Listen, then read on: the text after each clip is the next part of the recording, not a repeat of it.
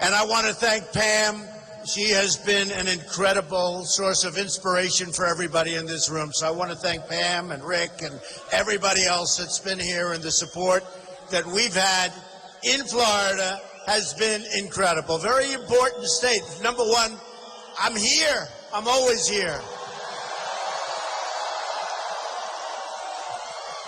You know, I have a lot of places in Florida. We have a lot of employees. We pay a lot of money out to the employees. They have great health care. They have great education for their families, and I'm very happy. So I love being with you this morning. Very special. Thank you. Thank you. You know, it's a little bit different world. I'm just watching the television, the news, and in France, they have all sorts of problems. They have this massive soccer tournament. They don't know whether or not they can even hold it. They're absolutely petrified about radical Islamic terrorism coming up, and they don't know what to do. Should we hold it? Should we not hold it? The police are afraid. We got to get tough, folks. We got to get tough. We got to get smart. We got to be vigilant. We got to take care of people. We don't want division, but we've got to be smart. I mean, you can't have this happening. This is all over the world right now. In our country right now, we're allowing thousands of people, thousands upon thousands of people to come into our country, and we have no idea who the hell they are. We have no idea. They're coming in from the migration. And you look at the migration, and I look at the migration, and I say, how come there's so many young, strong men? Why don't they have so many women? Why don't they have so many children? And I look and I say, what's going on? What's going on? And we're allowing people to come in. There's no documentation. There's no paperwork. We don't know who they are, where they come from. We don't know. Is it Syria? Is it something else? Is it ISIS? Maybe. You know the story of the Trojan horse. This could be the ultimate Trojan horse, folks. These are smart people. They know what they're doing. We have no leadership. We have a president that's, as far as I'm concerned, he's incompetent.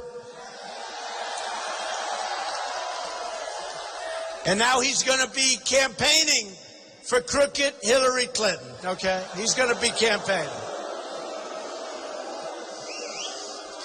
So I look at what's going on. I see what's happening. And I've had a lot of vision. I've had some pretty good vision. I said, don't go into Iraq. You're going to destabilize the Middle East. They went into Iraq. And I said it right from the beginning. Remember that. They said, well, maybe in 19 whatever. Let me tell you, I was early. And I was from the beginning. Because it was going to destabilize the Middle East. And then they say, oh, Donald Trump is very tough. He's got a tough temperament. He's got a tough tone. We need a tough tone now, folks. We need a tough tone. We need it. We've got a bunch of lightweights. You know, Hillary Clinton was saying the other day, temperament. That's her whole thing, temperament. You know, number one, I built an unbelievable company, a great company. I filed papers with federal election. You don't build companies like that unless you have the right temperament, believe me. But Hillary Clinton, they just came out with a book. A Secret Service agent was with her for a long time. Said she's a total mess. A mess. She's not qualified to be president. You know who said that? Bernie Sanders said that Hillary Clinton is not qualified to be president. And he said it because she has bad judgment. And she does have bad judgment. Look at the mess that she's got us into with Syria, everything she touches. And you're going to have 4 more years of that. We won't have a country left, folks. Believe me. We will not have a country left. Not to mention the Supreme Court. You got to remember, the Supreme Court. Hello.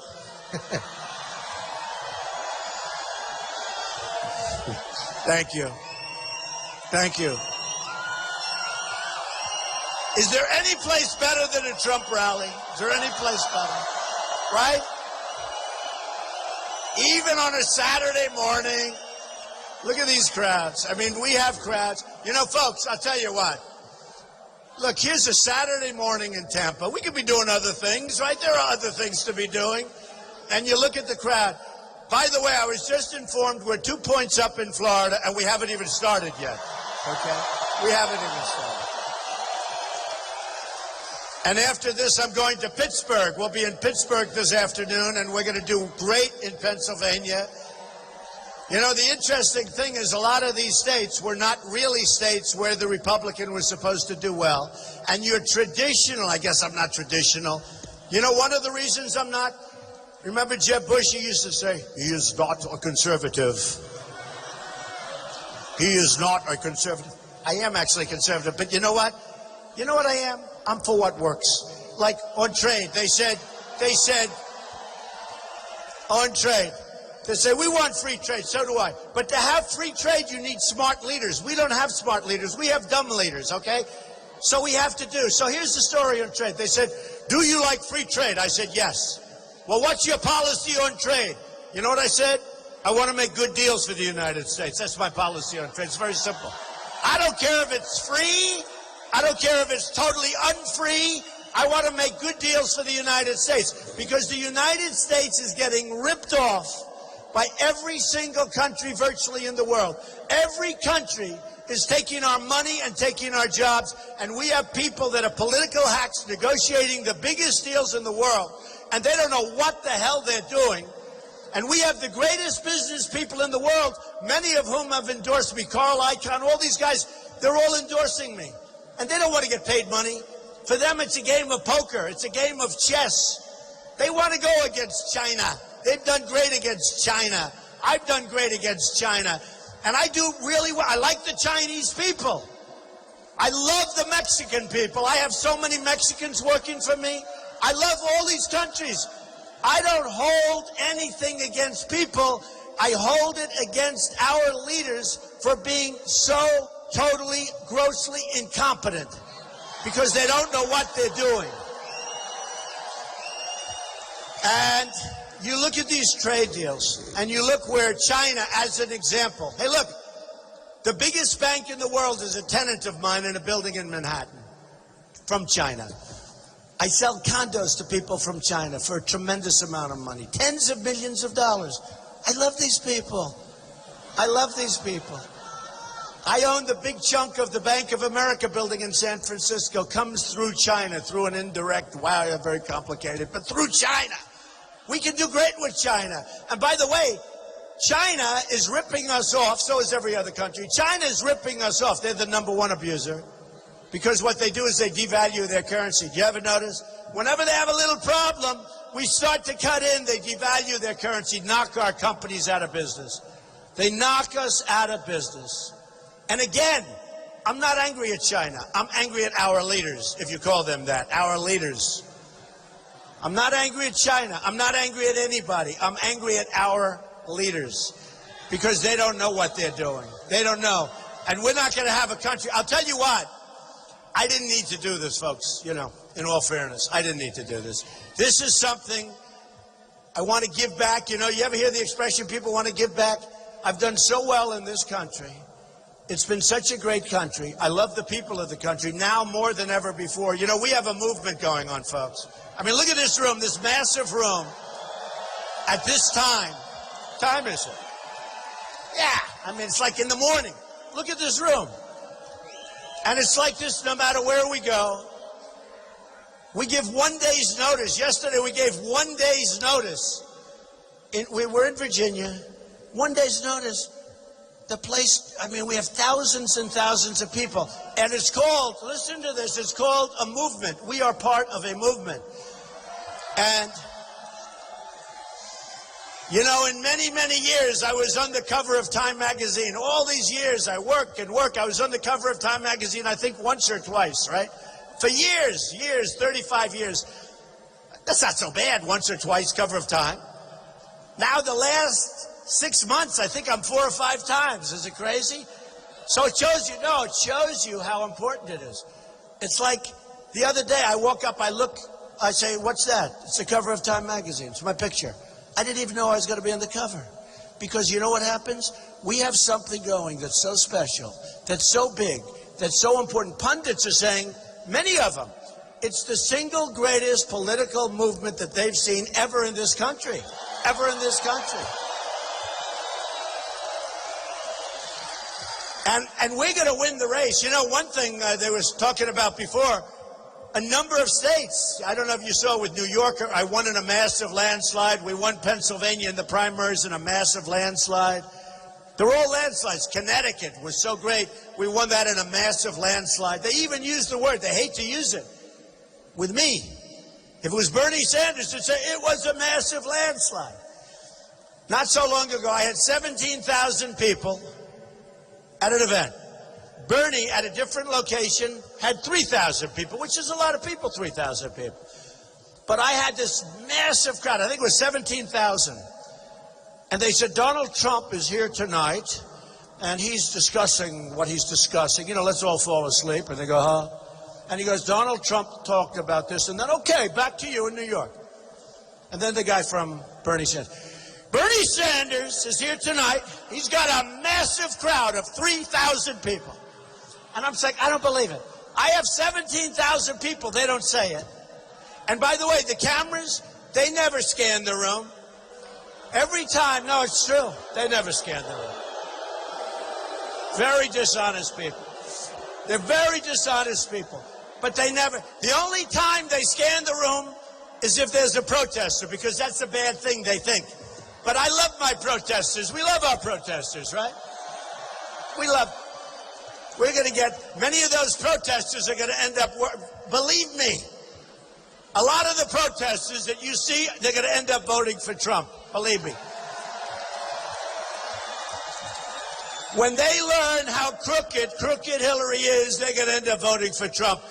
And a lot of Bernie Sanders people, you know, he got a rigged system. Now, I used to say the Republican system was rigged, but, and it is, it's impossible. It's almost impossible for a guy like me. You know, I was establishment. I shouldn't say it. Everyone's going to leave if I say that, but that's okay. I was like the ultimate establishment guy. Campaign contributions. I was very popular. They'd call me, hi, Mr. Trump, we're having a golf outing. I'd always say no thanks, but I'd always send the check. But I was like an establishment person. And then once I said I'm running, they said, what the hell is running? And all of a sudden he became the outsider of all outsiders. And I'm running because I understand how the system works better than anybody. So I've been doing this now for 12 months. Have I done a good job? Have I done a good job? But I've been doing it for 12 months. And it's been, you know, thank you, honey. She said, thank you. Believe me, it's not easy, folks. You think this stuff is easy? It's not easy. But thank you. But you know what? I love doing it. A friend of mine, and I've told this story, but a friend of mine likes to come to these things. A lot of people like to come. Who's been to these events more than once? I'm telling you, a great musician said Trump is the best in the world, and he doesn't have a guitar, meaning we get the biggest crowds, and I don't play a guitar. Who else does this without a band or without a musical instrument? Believe me.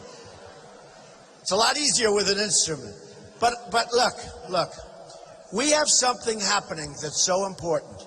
And in November, we have to do such a good job. Now, it's early. We're just starting the process. Most people say, don't even bother campaigning right now. It's June.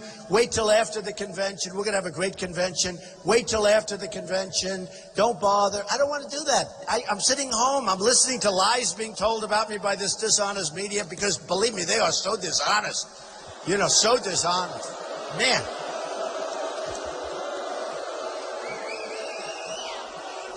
I watched this poor, sad Mitt Romney this morning.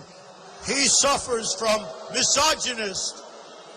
I don't think he knows what misogynist is. He suffers from, and he's sitting like a real stiff. Don't forget, this guy let us down, folks. He choked, and he let us down. And we're not going to let it, and he knows that, hey, look, he doesn't like Trump because I said, you can't give him a third chance. He lost the first time. He really lost the second time. And the second time was a race that was an easy one. We had a failed president. We had a president who's a disaster and was a disaster. And at that point, he was even lower than he is now. So we had a failed president, and we had a candidate that didn't work like he should have worked. He wasn't doing television. You know, I called up. I'd say, because I supported him. I gave him a tremendous amount of money. I did robocalls. I did a couple of speeches for him. Frankly, if they would have used me in Florida, he would have won Florida, but they're not smart enough. They would have won Florida. But you know what? I worked for him. But then when I heard he was going to run again and I was thinking about running, I let him know. I said, the guy's a stone-cold loser. He choked, and when you're a choker, you can never give a choker a second chance. It's too important. A choker is a choker. You see it in sports. You see it in sports, folks. When the guy misses the kick, you get rid of him. You get another one in there. They miss the big shot, you get him out of there, folks. I don't know. That's the way I feel. We couldn't take a chance. You know, so I backed John McCain, and he lost. And his was a tough situation because, frankly, I'm not sure Abraham Lincoln could have won that speech with what was going on. But I backed John McCain, and he lost. I backed Mitt Romney, and he really lost. And then I said, you know what, folks? This time, we're going to do it ourselves. We're going to win. We're going to win. No more games. No more games. No more sitting there saying, I think he's a racist. I am the least racist person that you've ever met, believe me. The least racist person. I get a call yesterday as an example. Street smart guy, but very street smart. Don King, you know Don King, the boxing promoter. And Don King said, Donald, I'm endorsing you for president. Now, you think Don King, and he knows me well, you think he's going to endorse a racist, okay? So, you know, it's a sad situation when people, but you know, we're going to win. But if it ever happened where I didn't, I go off into the sunset, folks. Good luck in 4 years. You go off into the sunset. You don't sit there jealous and sick to your stomach. You go off. We have a war to win against a very crooked politician named Hillary Clinton, okay? I don't want to waste a lot of time trying to defend ourselves against these phony people that are, I don't know, they've got something. But I watch the level. The Republican Party really should get their act together. They have to come together. We got to win. And if for no other reason, the Supreme Court, remember that. For no other reason. Now, I always say, most importantly is defense. We got to protect our country. We have a military that's totally depleted. You all saw on Fox and on CNN, they did separate reports where our great pilots, these are these great young people, and now they're not as young because they've been, one of them there for 18 years, and he said, you know, when I came in, this equipment was beautiful, new, nice. Now he's flying the same equipment, and it's old, and it's tired. Fighter jets. Fighter jets. These are the fighter jets. This is the United States. And the fighter jets are old, and they have no parts for them. They're so old. So you know what they do? For the United States, our great pilots, our best fighter jets, they're going to the desert where they have what they call plane graveyards. And they're going to museums where they have these, they're in museums, they're so old. And they're taking the parts from the museum, and they're taking the parts from the graveyard, and they're putting them on the fighter jets, and then our young people, men and women, are getting in these planes, and they're flying planes and being shot at. That's not going to happen anymore, folks. That's not going to happen anymore. We're going to build up our military.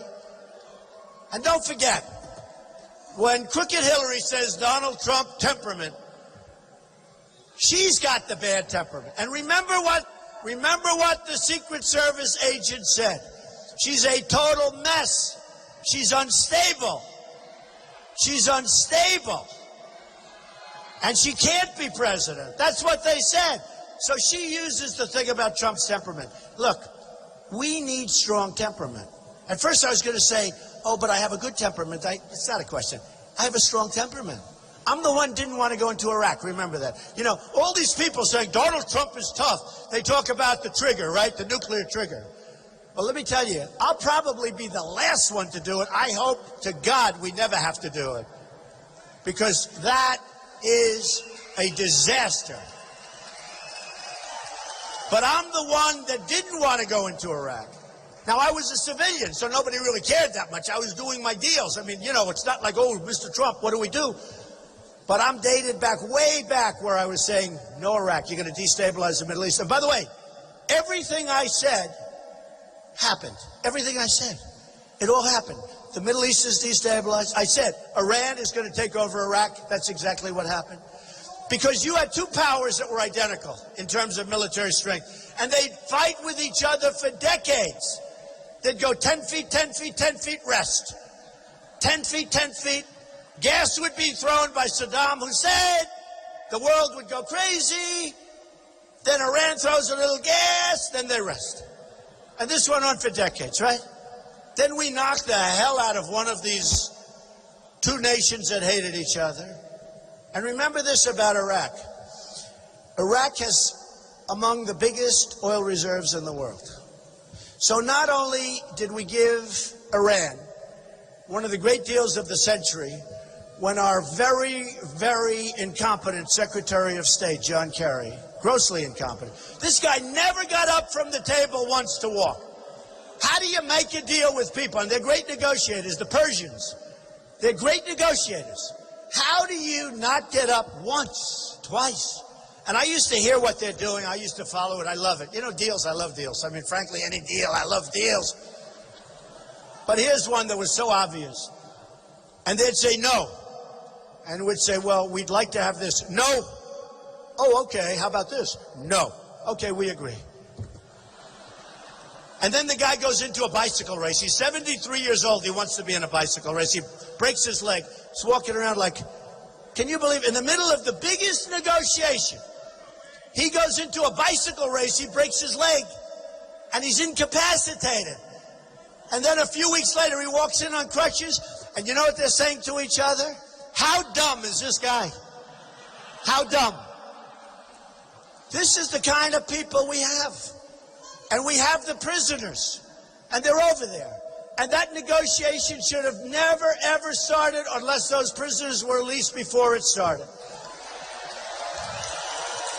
And the first meeting should have been with John Kerry or anybody saying, sorry, folks, we cannot do this negotiation as long as you are holding our hostages. We can't do it.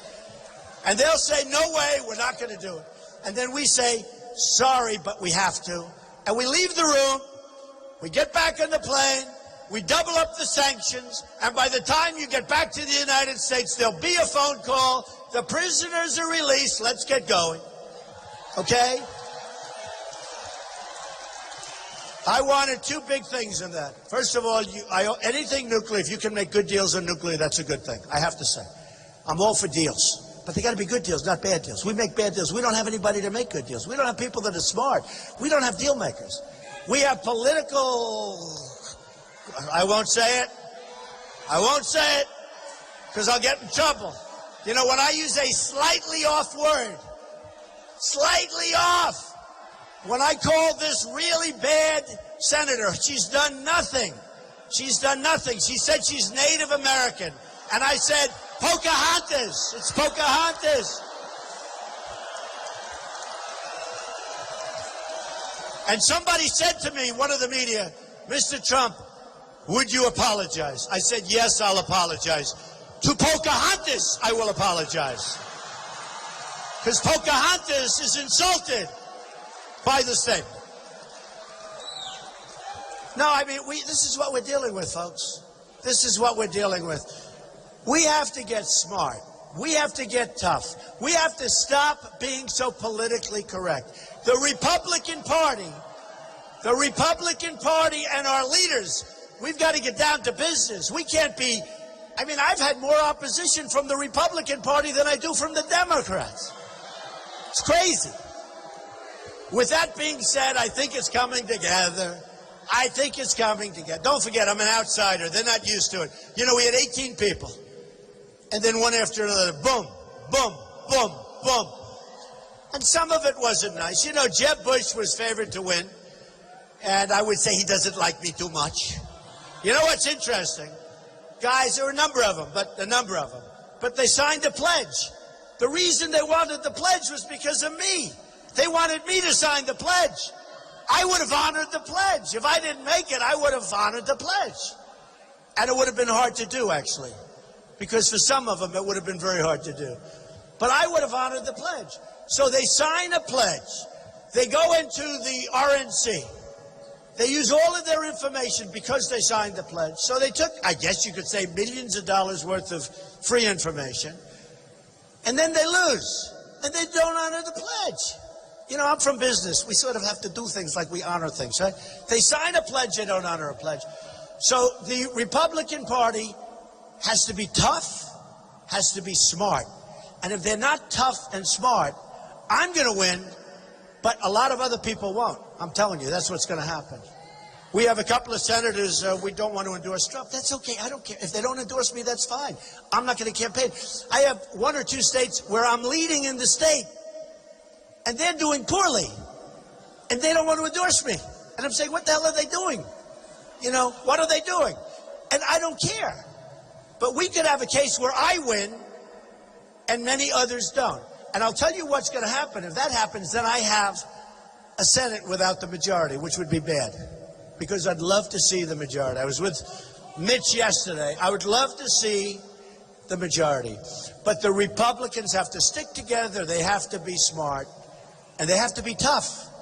Because, you know, one thing I'll say about the Democrats, to a much greater degree, they stick together. They stick together much more so than the Republicans. Nobody's ever been able to explain why. But the Republicans have to be tough because we have the better ideas. We have the better ideas. And my ideas are better than any of them, believe me. My ideas are better than any. Because many people, Democrat and Republican, say you're too tough on trade. Too tough? I'm not too tough on trade. When we lose $505 billion, we have a trade deficit with China. $505 billion. And then they say, you're being a little bit tough on China. We have rebuilt China, folks. We've rebuilt it. You go there, you see airports, the likes of which we've never seen. You see trains that go 250 miles an hour. We have the Long Island Railroad, which is always dear to my heart. Chug, chug, chug, chug. We will be out of service for the next 1 week. We're fixing the tracks. You know. No, I mean, it's a whole different thing. The Trump train. The Trump train. That was right. Who said that? Who said that? Somebody over there said, we got the Trump train. That's a very good aid. I would have never thought of that one. I like, well, the Trump train is going 600 miles an hour, folks. I'll tell you that. But we've got China, and they laugh at us. They think we're stupid people. They think we're like our leaders. They look at all of us. And all of us are disgusted. That's why I'm doing well. I mean, this is my first stop in Florida, my first campaign stop. You know, again, everybody said, oh, wait till after the convention. I can't wait. I'm dying to get going. What am I going to do? Play around at golf? It's boring. I want to do this.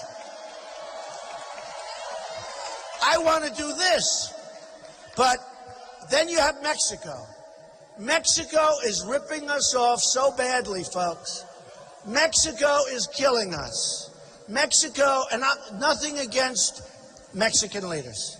I have respect. In fact, one of them, Vicente Fox, he was the president of Mexico. He was on CNN. It's all right.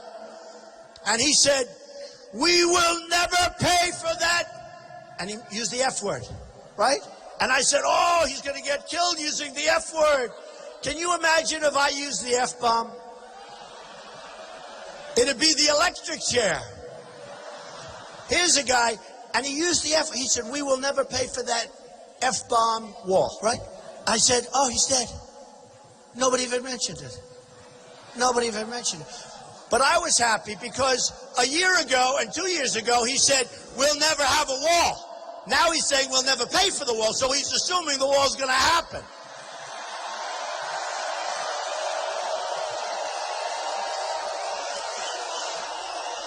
And just... All right.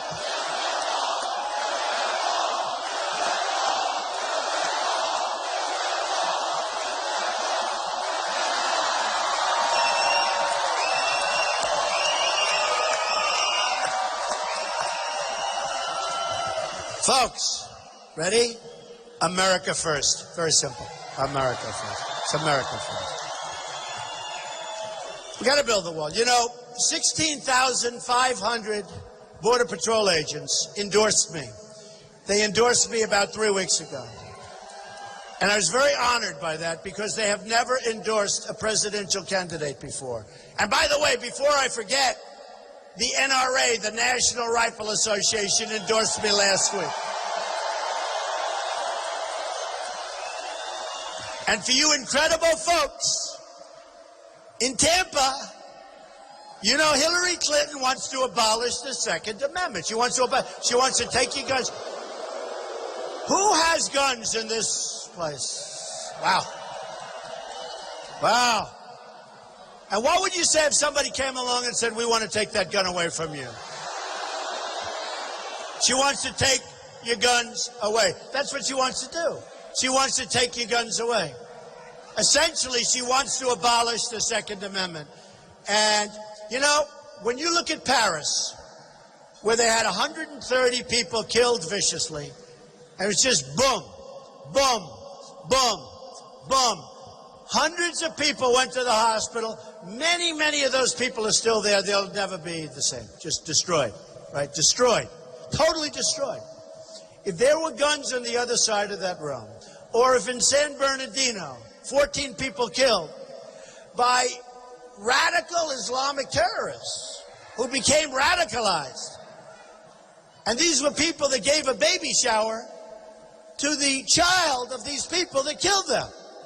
I mean, what's going on? We got to know what's going on here, folks. 14 people killed, many people in the hospital to this day. Okay, 14 people killed. Let me tell you, if you, with a beautiful red hat, make America great again, if this woman here with the blue, if a few of you had a gun right here or a gun around the ankle and bullets were flying in the other direction, number one, they may never have come into the place because they would have said, there are guns in there. I don't want to go in there. But at a minimum, the carnage would have been very, very, very substantially less. Let the bullets go in the other direction. Bomb, bomb, bomb. Believe me. Believe me. Remember when our 5 great soldiers, a little more than a year ago, were killed? These were 5 great soldiers. One of them was like a world-class marksman. And on a military base, it was a gun-free zone. Can you imagine having a gun-free zone on a military base? These people are about guns, and they know how to use guns, and they're protecting us with guns. So they have a gun-free zone. These are 5 great soldiers, one of them world-class marksman, one of the top there is. So they're sitting there, their guns are probably 200 yards away in a safe or something, and they're sitting there, and this whack job walks in and kills them all. There wasn't a thing they could do. So we're going to make things right again in this country, folks. We're going to make things right. We're going to make great trade deals. We're going to build the wall. We're going to build the wall. And, okay, are you ready? Who's going to pay for the wall? Better believe it. You better believe it. So, and we're going to end up having a great relationship with Mexico. We're going to end up having a great relationship with China. Mexico will pay for the wall. You know, when I was on the stage with the debates, I didn't know what I was getting. I never debated professionally before. Many of these politicians, that's what they do. That's, you know, it's all talk, no action stuff. So that's what they do. They debate. They don't get anything done. They debate. So I went on every single poll of every single debate. And I have to, when I say this, all this, you know, sleazy people back there in the press. So I have to be careful. But when I debate, every single debate, every single poll. Now you have Drudge, a fantastic guy. You have Time Magazine. You have Slate. You have all these different polls. You know, they have polls now for everything. They have a poll for everything. No matter what it is, if you go to the bathroom, they have a poll. How many times in a day? But they have a poll for everything. And every single poll of every single debate, they had me winning the debate. Is that good? Is that good? Every single. And, which was a great honor. But when I look at it, and here's the thing, I was center stage in every debate. You know the way guys kept falling off the ends? You know, they kept falling off. I said, Jeb, you're not going to be here much longer. You're pretty far down there, Jebba. You're not going to be here much longer, Jeb. You got to get tougher, Jeb. I don't think he's going to endorse me. Do you, folks? I don't think so. Who the hell cares? Who cares? But, and by the way, I'm very nice to a lot of the people that I won against. I don't even use the word that I've defeated. I want to be nicer than that, because some of them are good. I mean, Rick Perry is an example, governor of Texas, very good guy. I always liked him. But he became very vicious in the debate. And he actually went to the Washington Press Club and did a beautiful job. He did a speech, and he did a beautiful job. And he said, Donald Trump is a cancer on the Republican Party. I said, man, that's tough. Whoa. And it was, you know, like a half an hour of this stuff. And then he was off. I was very tough on him, by the way, but he was off. I mean, don't I have a right to be with that? So he was out. Then he came back, didn't call me, and he said, I endorse Donald Trump, and he's maybe the smartest person ever to run for president. How about that? What a difference. What a difference. What a difference. And I called him and I thanked him. And I understand it's politics and it's tough stuff. But I appreciate when people are respectful, and you know, you can lose and you show respect. But I appreciate it. And we have some good people. We had some good people on that stage. And we have some great people in the Republican Party. Everybody wants to know who I'm going to choose for vice president. Who do you like? He says Newt. Who do you like? They say Sessions. Sessions.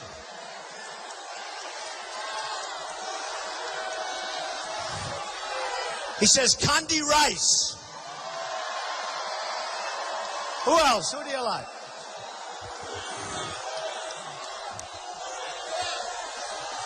Let's see. I've never done this before. This is fun. This is fun. We have a lot of good people. You'll be happy. You're going to be happy. And we have some unbelievable people for different positions, like Homeland Security, like Attorney General. Don't forget with Hillary. Don't forget with Hillary. You got a 6-year statute of limitations, folks. Because honestly, we're being 100% straight. Look, what's happening with Hillary Clinton is a disgrace. She's broken the laws of our land. She's made us totally vulnerable from a national security standpoint. She was Secretary of State. What she did with her server is illegal. It's wrong, both on a common sense basis and on a legal basis. It's wrong. It's wrong. And it looks to me like nothing's going to happen to her because it's a rigged system, folks. It's a rigged system. So we're going to find out. We're going to find out. But it looks to me like nothing's going to happen. Why would they let it go so long? You know, why would they let it go so long? And then Obama endorses a person, and Josh Earnest yesterday said essentially that this is a criminal investigation. Now, I think when he said that, they probably went nuts in the White House. And a lot of people said he wasn't supposed to say that. But he probably said the truth. But when you get right down to it, how do you endorse somebody that's under criminal investigation? And we'll have to see what happens, folks. But people that have done 5% of what she's done, whether it's General Petraeus or many others, they've done nothing compared to what she's done. They have been forced to pay a price that you wouldn't believe. It's destroyed their lives. And Hillary's out there campaigning and saying 100% certain that nothing happens. Did you see that the other day? 100%. Who's 100% certain about anything? She's 100% certain. How can she be 100% what she did?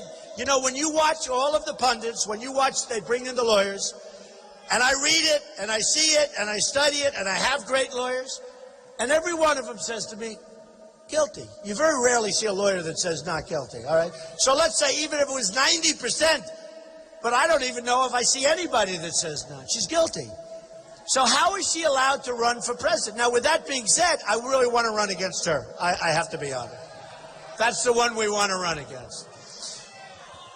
So we're going to build the wall. We're going to make great trade deals with Mexico. And what happened is these guys would come off the stage, and at the beginning, like early on the debates, they'd come on, you're not really serious about the wall. You can't really build a wall. And I'd say, listen, let me tell you, I'm not going to mention names, but a lot of people would say it. A lot of politicians would say it, because they don't know anything about building. How many people know how to build here? I love builders. You know, I'm building the old post office in Washington, D.C., one of the most sought-after properties in the history of the General Services Administration, GSA. That's like the landlord of the country. And great people, by the way. I got it. One of the most sought after. Everybody wanted it. I got it because of a strong financial statement. They wanted to make sure it got finished. Very strong balance sheet, number one. And number two, they liked my vision. So here's the story. I'm much more than a year ahead of schedule. And in fact, I'll tell you a little story. I'm 2 years ahead of schedule. And I told my people, don't say that. Because it doesn't sound right. It sounds too much, right? Does that make sense? I say we're a year ahead of schedule. It's crazy. We're 2 years ahead of schedule. We don't have to have it open for 2 years. And we're going to be opening, like in September, we'll have a ribbon cutting. I want to delay it a little bit toward the election. Do you understand? I could actually do it in September early. I don't want to, because sometimes you people only have a 2-week span. We remember for 2 weeks, it's no good. So I think I'll open in September, but I'll have the grand opening, like, how about around October 29th or something like that, right? But it's true. I'm close to 2 years ahead of schedule. And I told my people, I said, don't say 2 years, because they came out and they said, we're 2 years ahead. I said, it's not believable. It's true. I said, say 1 year, it sounds better. Crazy, right? Am I right about that or not? 2 years, it sounds like too much. How can you be 2 years? I'm 2 years. But I'm going to say 1 year, because I think I'm covered that way, right? But I built a great building. I'm under budget and ahead of schedule. Under budget and ahead of schedule. Terms you never, ever, ever hear with our government. They build a road, it costs 10 times more. They build a bridge. Look at San Francisco with the bridge. They built the bridge. Who built the bridge? China. China built the bridge. Right? San Francisco, way, way over budget. China, you think China made a couple of bucks on the bridge? Oh, I don't think so. Nobody knows that stuff. That's what I'm best at. Can you imagine having somebody that really knows how to build and knows how to build under budget, ahead of schedule? I'm really good at this stuff, and it can be done. And we have everything costs too much. Our military stuff, we're going to build up our military, but we got to buy the best equipment at the lowest price. We don't do that. We don't do that. I mean, there's so many things that we have to do. There's so many. I give you an example. I won the primaries spending just about the least amount of money. I mean, I can't compare this to a couple of guys that didn't even try, they had no money. They got zeros, right? They were all at zero. I mean, you had so many guys at zero, they stayed for the following week. 0, 0, 0. I said, how many times can they stay at zero? I spent less money than anybody else, and I had by far the best results, massive victories, landslides, right? And I think about our education system. We're last on the list in terms of countries. We're ranked number 28 to 30. And you have Norway, Denmark, Sweden, China, Japan. They're the top countries. But we're ranked last, or close to last, and yet we spend the most. So just so you understand, with me, I spent the least and I have the best result. In education, isn't that what we want? Okay, isn't that what we want? So in education, we spent the most. We spend the most money per pupil in the world by a factor that there is no second place. There is no second place. So this is what we want to do. First of all, we're getting rid of Common Core. We're going to bring education local, okay? Obviously, it doesn't work. Obviously, it doesn't work. But I want to thank everybody. This is a great honor. I'll be seeing you a lot. I'll be here so much. I'll be in Florida. I'll be with you so much over the next 5 months. that you're going to say, please keep him the hell out of Florida. He's driving us crazy. He's driving us crazy.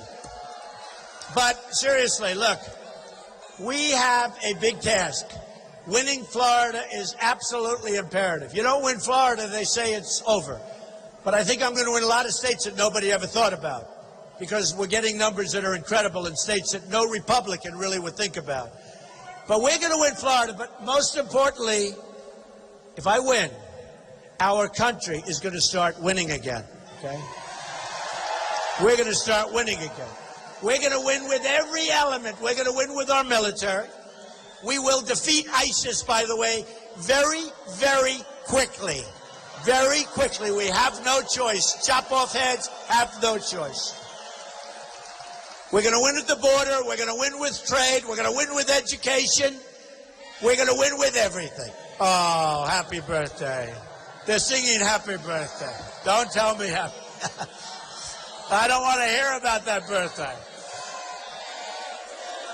Thank you, darling. That's so nice. I don't know if I want to. I'm very torn on that birthday. I'm very torn. You understand me? I'm very torn. I feel like I'm 35. That's the good news, okay? I feel like I'm 30. So, folks, I want to thank you. And really, we don't win anymore as a country, but we are going to start winning so much. You're going to love it. You're going to be proud. You're going to be proud of your president. More importantly, you're going to be proud of your country again. Thank you very much. I love you, Tampa. I love you, Florida. Thank you very much. Thank you. Thank you very much.